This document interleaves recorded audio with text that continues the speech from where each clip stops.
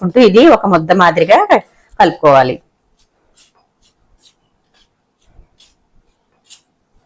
పాలు జాగ్రత్తగా వేసుకుంటూ కలుపుకోవాలి. మళ్ళీ ఒకవేళ పలచగా అయిపోతే చేసేది ఏమి ఉండదండి. కాబట్టి పాలు అయితే ఈ విధంగా కొంచెం కొంచెంగా వేసుకుంటూ ఇది ముద్ద మాదిరిగా కలుపుకోవాలి. ఇప్పుడు నేనైతే చేత్తో కలిపేస్తున్నాను.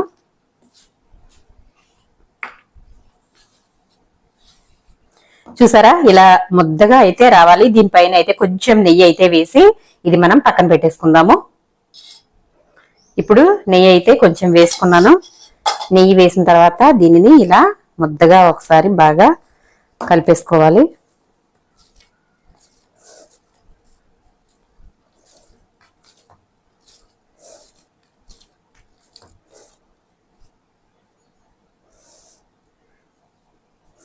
ఇలా ముద్దగా తయారు చేసేసాం కదా. ఇప్పుడు ఇదైతే ఒక 2 నిమిషాల పాటు